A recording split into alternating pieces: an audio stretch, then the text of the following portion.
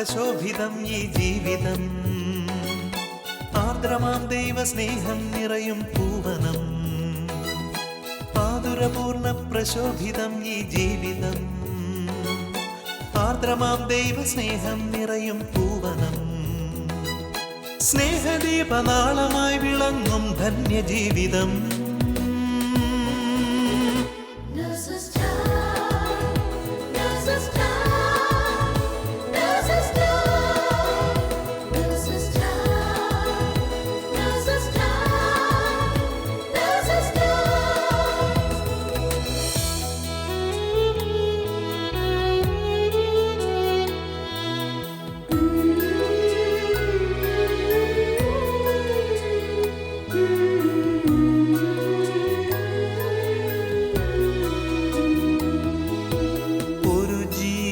ഭൂവിൽ പിറക്കുമ്പോൾ ഇരുകൈയും നീട്ടി വാങ്ങും നീ മാലാഖമാർ. ഒരു ജീവൻ മണ്ണിൽ പൊലിയുമ്പോൾ അരികെ ശാന്തമായ യാത്രയാക്കിയിടും ഭൂവിലെ മാലാഖമാർ.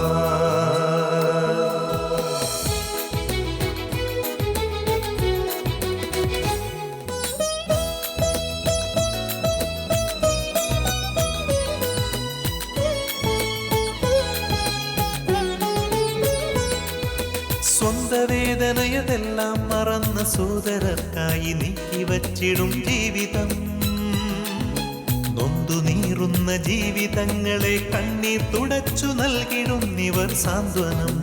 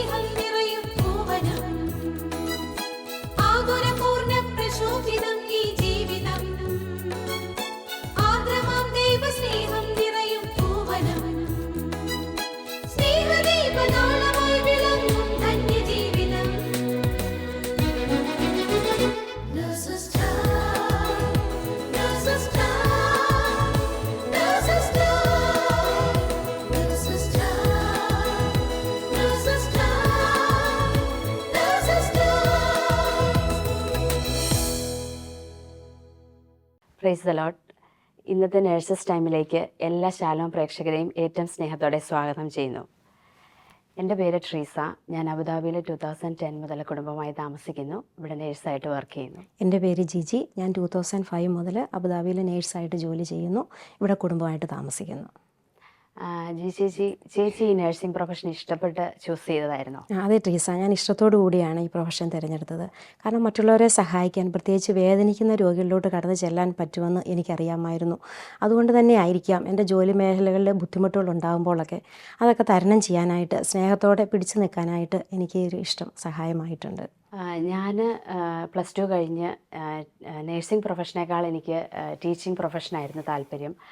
ആ സമയത്ത് ഫ്രണ്ട്സിൻ്റെയും പേരൻസിൻ്റെയും ഒക്കെ സജഷൻ അനുസരിച്ചാണ് ഞാൻ നഴ്സിംഗ് പ്രൊഫഷൻ തിരഞ്ഞെടുത്തത്. അപ്പോൾ ഞങ്ങളുടെ കോളേജ് ഒരു വില്ലേജിലായിരുന്നു. അപ്പോൾ അവിടുത്തെ ഹോസ്പിറ്റലിൽ വരുന്ന പേഷ്യൻസ് ഒക്കെ വളരെ സാധാരണക്കാരിൽ സാധാരണക്കാരായിരുന്നു. അപ്പോൾ ആ രോഗികൾക്കൊക്കെ മാനസികമായിട്ടും ശാരീരികമായിട്ടും ഒക്കെ കെയർ കൊടുക്കാൻ കഴിഞ്ഞ സമയങ്ങളിൽ അതിൽ നിന്ന് കിട്ടുന്ന സന്തോഷവും ആ സംതൃപ്തിയും ഒക്കെ എനിക്ക് അനുഭവിച്ചറിയാനും അങ്ങനെ എനിക്ക് ഈശോ എന്നെ ഈ വെളിയിലേക്ക് വിളിച്ചതാണെന്ന് തിരിച്ചറിയാനുള്ളൊരു കൃപ ഈശോ എനിക്ക് നൽകി. അങ്ങനെ കോളേജ് സമയത്ത് ഞങ്ങൾ ഹോസ്റ്റലിൽ സ്റ്റുഡൻസ് എല്ലാവരും കൂടെ എല്ലാ ദിവസവും പ്രാർത്ഥിക്കാനായിട്ട് പരിശ്രമിക്കുമായിരുന്നു. ജപമാല ചൊല്ലുകയും എല്ലാ ഞായറാഴ്ചകളിലും പള്ളിയിൽ പോവുകയൊക്കെ ചെയ്യുമായിരുന്നു. ആ സമയത്ത് അക്രൈസ്തവരായ കുട്ടികളും ഞങ്ങളുടെ കൂടെ പ്രാർത്ഥനയിലും പള്ളിയിലും ഒക്കെ വരുമായിരുന്നു. അങ്ങനെയുള്ള ചെറിയ ചെറിയ കാര്യങ്ങളിലൂടെയാണെങ്കിലും ഈശോയെ ഒരുപാട് പങ്കുവെക്കാനായിട്ട് ഈശോ ഒത്തിരി കൃപ നൽകിയിട്ടുണ്ട്. പിന്നെ ആ പക്വതയില്ലാത്ത പ്രായത്തിൽ നമുക്ക് മാനസികമായി ഉണ്ടാകുന്ന ബുദ്ധിമുട്ടുകൾ വീട്ടിൽ നിന്ന് മാറി നിൽക്കുകയാണ്. ആ സമയത്തൊക്കെ എന്തിനേക്കാളും ഉപരി പ്രാർത്ഥനയിൽ അഭയം പ്രാപിക്കാനായിട്ട് കൂട്ടുകാർക്ക് പറഞ്ഞു കൊടുക്കാനായിട്ട് ഈശോ കൃപ നൽകിയിട്ടുണ്ട്. അതുപോലെ തന്നെ ട്രീസ, എൻ്റെ ജീവിതത്തിലും എനിക്ക് ഈശോയുടെ സ്നേഹം അനുഭവിച്ചറിയാനായിട്ട് അവസരം ഉണ്ടായിട്ടുണ്ട്. ഞാൻ പഠിച്ചിറങ്ങി കഴിഞ്ഞ ഉടനെ തന്നെ നമ്മൾ ഈ രോഗികളെ നമ്മുടെ ശുശ്രൂഷാ മേഖലകളിൽ മാത്രമല്ല നമ്മുടെ പ്രാർത്ഥനയിലൂടെയും അവരെ ചേർത്ത് നിർത്താൻ പറ്റുമെന്ന് എനിക്ക് മനസ്സിലാക്കാൻ സാധിച്ചിട്ടുണ്ട്. കാരണം അത് ഒരു രോഗി ഭയങ്കര ബ്ലീഡിങ് ആയിട്ട് ഭയങ്കര സീരിയസ് ആയിട്ട് കിടക്കുകയാണ്. ഈ ബ്ലഡിന് കൊടുത്താൽ മാത്രം ജീവൻ പിടിച്ചു നിർത്താൻ പറ്റുള്ളൂ. ആ ഒരവസ്ഥയിലെത്തി. ബന്ധുക്കളൊക്കെ ബ്ലഡ് ഒത്തിരി കൊടുത്തു, ഇനി ആരും കൊടുക്കാനില്ല. ആ ഒരവസ്ഥയിലൂടെ കടന്നു പോവുകയാണ്. അപ്പോൾ ഞാനിങ്ങനെ ഓർക്കുവാണ്, എനിക്കെന്തുകൊണ്ട് ഒരു ബ്ലഡ് കൊടുത്തുകൂടാ ഈ രോഗിക്ക് വേണ്ടി? ഒരു ദിവസത്തേക്കാണെങ്കിലും അതിൻ്റെ ഒരു ജീവൻ പിടിച്ചു നിർത്താൻ കഴിഞ്ഞാൽ അത് ഒരു ദൈവത്തിൻ്റെ മുന്നിൽ ഒത്തിരി സ്വീകാര്യമാകുമല്ലോ. അപ്പം എനിക്കറിയായിരുന്നു എൻ്റെ ബ്ലഡ് ഗ്രൂപ്പും രോഗിയുടെ ബ്ലഡ് ഗ്രൂപ്പും സെയിം ആണെന്ന്. അതുകൊണ്ട് തന്നെ ഞാൻ പെട്ടെന്ന് ബ്ലഡ് ബാങ്കിൽ ചെന്നൊന്ന് ചോദിച്ചു, എനിക്കിങ്ങനെ ICUയിൽ കിടക്കുന്ന ഒരു രോഗിക്ക് വേണ്ടി ബ്ലഡ് കൊടുക്കാനായിട്ട് ഞാൻ വന്നിരിക്കുന്നതാണ്, എടുക്കാൻ പറ്റുമോ? അവർ പറഞ്ഞു കുഴപ്പമില്ല, തീർച്ചയായിട്ടും എടുക്കാം. എന്നിട്ട് അവരതിനുള്ള ഹീമോഗ്ലോബിനൊക്കെ ചെക്ക് ചെയ്തപ്പോഴത്തേക്കും മനസ്സിലായി അത്രയും ബ്ലഡ് എടുക്കാൻ മാത്രമുള്ള ഹീമോഗ്ലോബിൻ എൻ്റെ ശരീരത്തിലില്ല. അതുകൊണ്ട് എനിക്ക് ചെയ്യാൻ പറ്റിയില്ല. പക്ഷേ എന്നാലും എൻ്റെ പ്രാർത്ഥനയിലൂടെ ഒരു കുഞ്ഞു കാരുണ്യ പ്രവൃത്തികളിലൂടെയെങ്കിലും രോഗികളെ നമ്മളിലോട്ട് അടുപ്പിക്കാനായിട്ട് ഈ ഒരു പ്രൊഫഷനിലൂടെ എനിക്ക് ഒത്തിരി മനസ്സിലായിട്ടുണ്ട്. അതുപോലെ തന്നെ ട്രീസ, നമ്മൾ ICUയിൽ ജോലി ചെയ്യുമ്പോൾ അതിസങ്കീർണമായ അവസ്ഥകളിലൂടെ കടന്നു പോകുന്ന രോഗികളെ ശുശ്രൂഷിക്കാനായിട്ട് നമുക്കൊത്തിരി അവസരം ഉണ്ടാകാറുണ്ട്, അല്ലേ? അവരൊക്കെ ആ അവസ്ഥകളൊക്കെ കടന്നുപോയി അതൊക്കെ അതിജീവിച്ച് അവരെ ജീവനിലോട്ട് തിരിച്ചു വരുമ്പോൾ അതിലൊരു ഭാഗമാകുവാനായിട്ട് നമുക്കും സാധിക്കുമ്പോൾ നമ്മുടെ ഈ ജോലിയുടെ മഹനീയത എത്ര വലുതാണെന്ന് നമുക്ക് മനസ്സിലാക്കാൻ സാധിക്കും, അല്ലേ? ശരിയാണ് ചേച്ചി. വചനത്തിൽ പറയുന്നത് പോലെ നിങ്ങൾ കരുണയുള്ളവരായിരിക്കും, നിങ്ങൾക്കും കരുണ ലഭിക്കും. നമുക്ക് കരുണ കാണിക്കാനായിട്ട് ഈശോ നൽകിയ വലിയൊരു അവസരമാണ് നമ്മുടെ ഈ നേഴ്സിംഗ് പ്രൊഫഷന്. ഒരുപാട് മേഖലകളിൽ നമുക്ക് നമ്മുടെ പ്രൊഫഷനിലൂടെ ഈശോയെ കൊടുക്കാൻ നമുക്ക് പറ്റിയിട്ടുണ്ട്. നമ്മൾ അറിഞ്ഞോ അറിയാതെയോ നമ്മുടെ വാക്കുകളിലൂടെ, ചില സമയങ്ങളിൽ നമ്മുടെ പുഞ്ചിരികളിലൂടെ നമുക്ക് പേഷ്യൻറ്റിനെ ആശ്വസിപ്പിക്കാനായിട്ട് പറ്റിയിട്ടുണ്ട്. വേദനകളും ദുഃഖങ്ങളും ശരീരത്തിൻ്റെ വേദനയേക്കാൾ ഉപരി ചില രോഗികൾക്ക് മനസ്സിൻ്റെ വേദനയായിരിക്കും. ചിലപ്പോൾ ഒരു സമയത്ത് നമ്മൾ അവരോട് പറയുന്ന ചെറിയ വാക്കുകളായിരിക്കാം അവരെ ആ വേദനയിൽ നിന്നൊക്കെ തിരിച്ചു വരാനായിട്ട് അവരെ സഹായിക്കുന്നത്. അപ്പം ഞാനിപ്പോൾ ജോലി ചെയ്യുന്നത് പെയിൻ മാനേജ്മെൻറ്റ് ഡിപ്പാർട്ട്മെൻറ്റിലാണ്. അവിടെ വരുന്ന എല്ലാ രോഗികളും വർഷങ്ങളായി വേദന അനുഭവിക്കുന്നവരും കുറേ നാളുകളായി വേദന അനുഭവിക്കുന്നവരും ഒക്കെയാണ്. അപ്പോൾ ഒരിക്കൽ സന്ധിവാതമുള്ള ഒരു രോഗി, ആ രോഗിക്ക് വളരെ ചെറിയ പ്രായമാണ്. ആ കുട്ടിക്ക് എല്ലാ മാസവും ഇഞ്ചക്ഷൻ എടുക്കണം. അപ്പോൾ അങ്ങനെ ഒരിക്കൽ വന്ന സമയത്ത് ആൾ നല്ല ഫ്രണ്ട്ലിയാണ്. ആ സമയത്ത് എന്നോട് ഷെയർ ചെയ്യുകയുണ്ടായി, ഇതുപോലെ സിസ്റ്റർ, എനിക്ക് വേദന കൂടുന്ന സമയത്ത് റൂമിൽ നിന്ന് ഞാൻ ഇറങ്ങാറില്ല, എനിക്ക് എപ്പോഴും റൂമിൽ അടച്ചിരിക്കാനാണ് ഇഷ്ടം.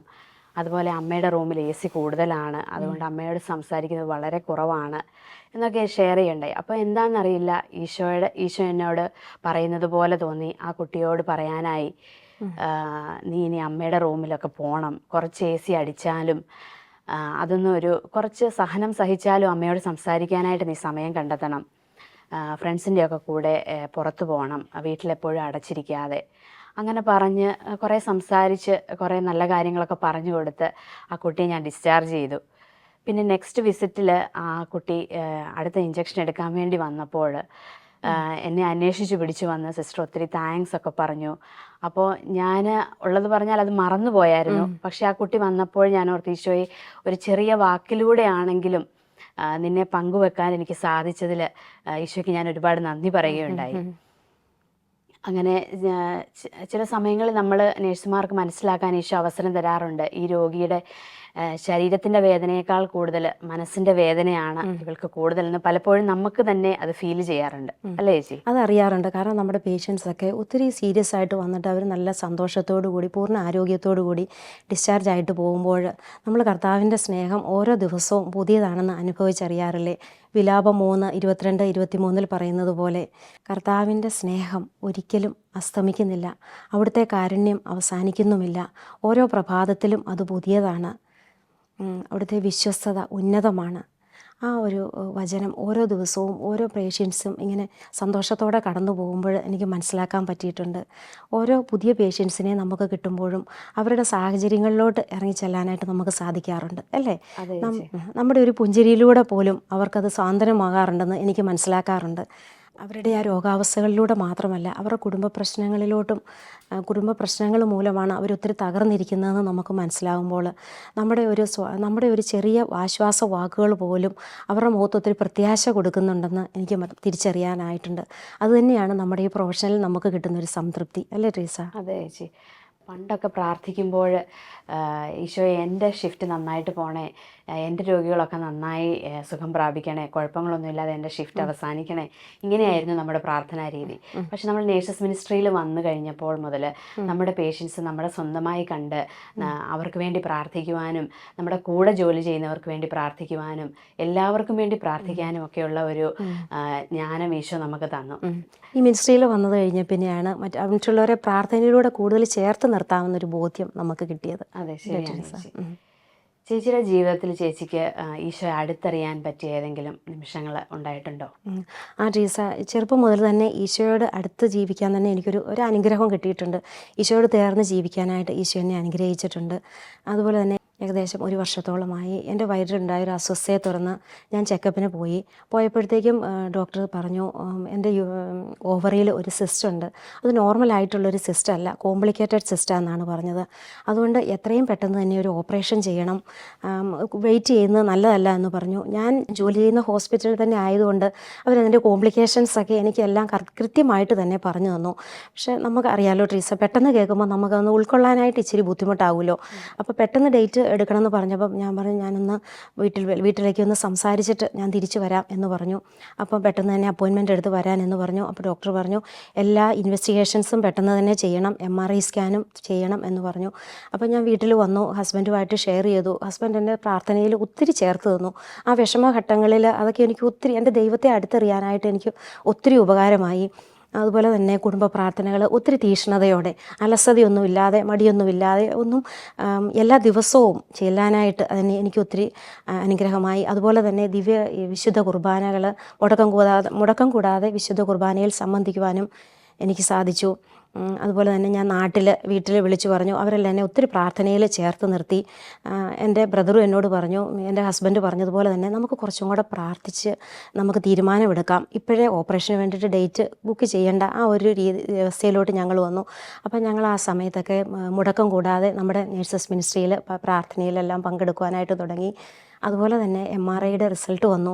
അപ്പോഴത്തേക്ക് ഞാൻ ഡോക്ടറിനെ പോയി കണ്ടപ്പം ഡോക്ടർ പറഞ്ഞു പേടിക്കേണ്ട പോലെ ഒന്നുമില്ല, ആ ഒരു ഓവറിയുടെ സിസ്റ്റ് ഒരു ജസ്റ്റ് ബ്ലഡിൻ്റെ കളക്ഷനായിട്ട് മാത്രമേ തോന്നുന്നുള്ളൂ എന്ന് പറഞ്ഞു. ദൈവനാമത്തിന് മഹത്വം ഉണ്ടായിട്ട് ദൈവത്തിൻ്റെ കാരുണ്യം ഞാൻ ഒത്തിരി എൻ്റെ ജീവിതത്തിൽ ഞാൻ അടുത്തറിഞ്ഞൊരു സംഭവമായിരുന്നു അത്. അതുപോലെ തന്നെ ട്രീസ, നമ്മുടെ നേഴ്സസ് മിനിസ്ട്രിയിൽ ഞാൻ മുടങ്ങാതെ പങ്കെടുക്കാൻ തുടങ്ങിയെന്ന് പറഞ്ഞല്ലോ.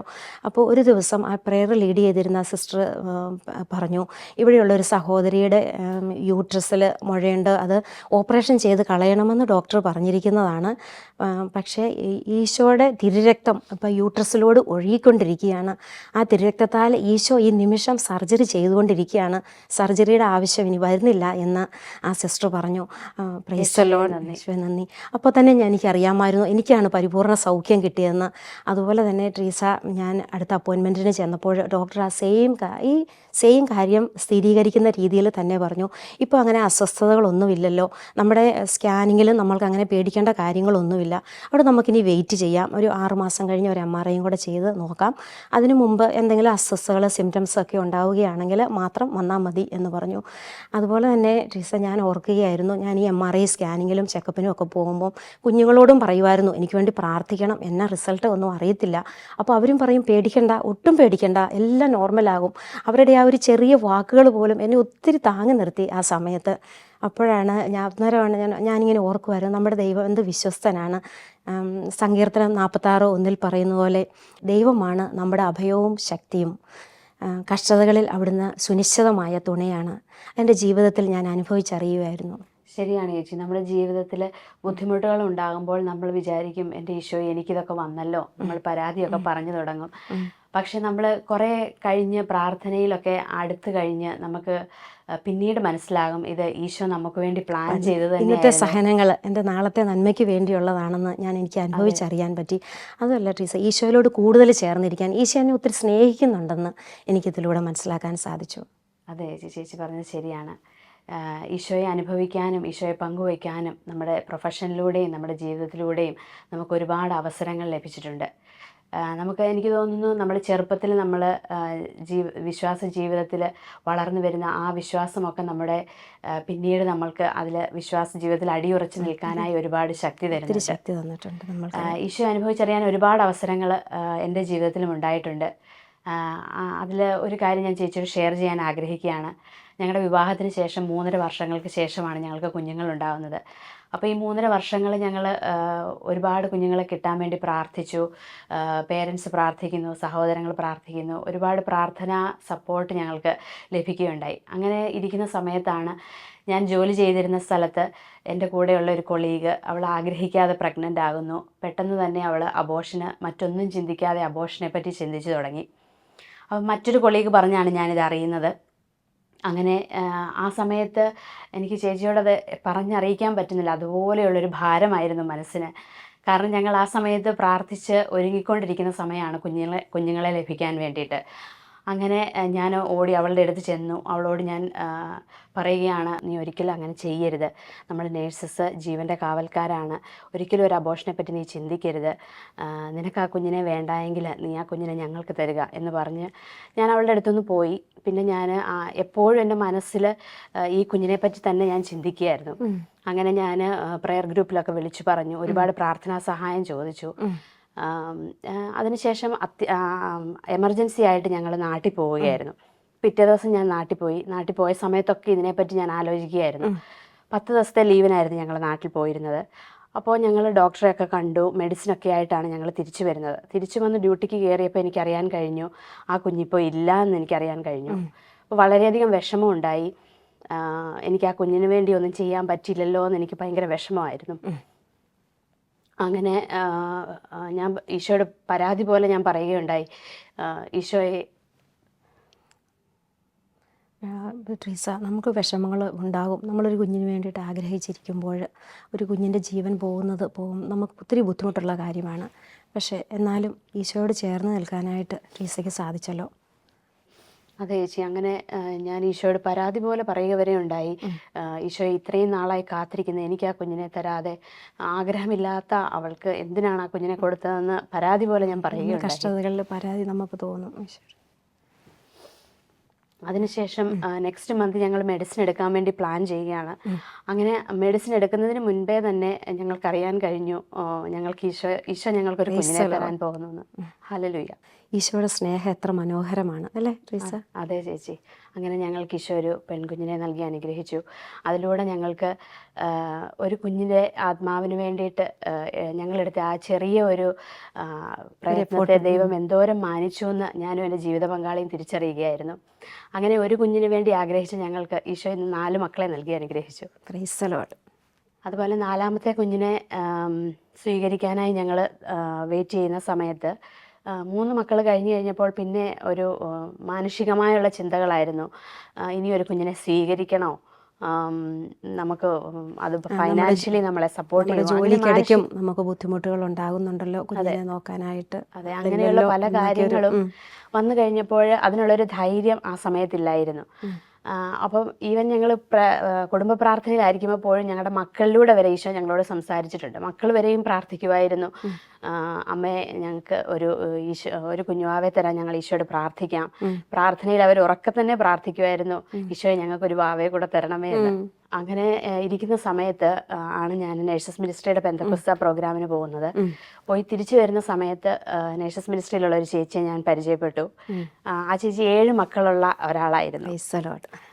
അപ്പോൾ ചേച്ചി എന്നോട് പറയുകയുണ്ടായി, ദൈവം മക്കളെ തന്നിട്ടുണ്ടെങ്കിൽ അവരെ വളർത്താനുള്ള വഴി ദൈവം ഉറപ്പായിട്ടും തരും എന്ന് പറഞ്ഞു. പിന്നെ ചേച്ചിയുടെ ജീവിതത്തിലെ കുറേ അനുഭവങ്ങൾ ചേച്ചി എന്നോട് ഷെയർ ചെയ്യുകയുണ്ടായി.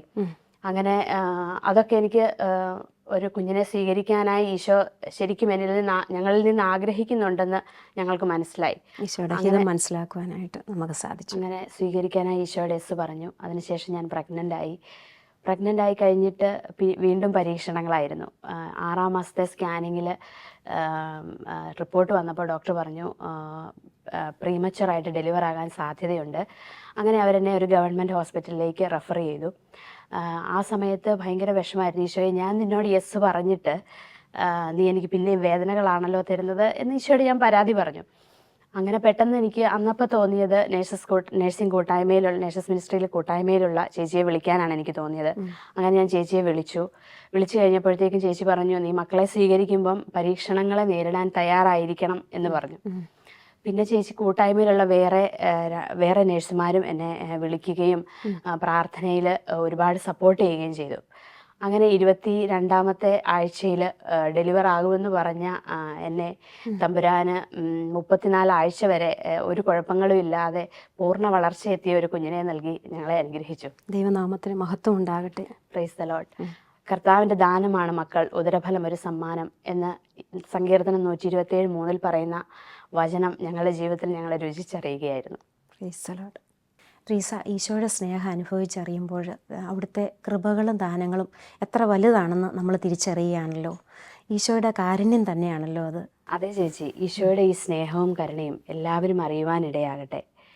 ലോകമെമ്പാടുമുള്ള എല്ലാ നേഴ്സുമാരെയും അവരുടെ കുടുംബത്തെയും പരിശുദ്ധ അമ്മയുടെ വിമല ഹൃദയത്തിലൂടെ ഈശോയ്ക്ക് സമർപ്പിച്ച് നമുക്ക് പ്രാർത്ഥിക്കാം. ഓരോ നേഴ്സും ഒരു വിശുദ്ധനാകട്ടെ, ഒരു വിശുദ്ധിയാകട്ടെ. ദൈവമാതാവും ഞങ്ങളുടെ അമ്മയുമായ കന്യകാമറിയമേ, ഫാത്തിമാനാഥേ, എൻ്റെ കുടുംബത്തെയും തിരുസഭയെയും മാനവകുലത്തെയും ലോകമെമ്പാടുമുള്ള നേഴ്സുമാരെയും അങ്ങേ വിമല ഹൃദയത്തിന് പ്രതിഷ്ഠിക്കുന്നു. അങ്ങേ ശക്തിയുള്ള സംരക്ഷണത്തിൽ ഞങ്ങളെ കാത്തുകൊള്ളണമേ. ആത്മീയവും ശാരീരികവുമായ സകല അപകടങ്ങളിലും ക്ലേശങ്ങളിലും നിന്ന് ഞങ്ങളെ രക്ഷിച്ചു കൊള്ളണമേ.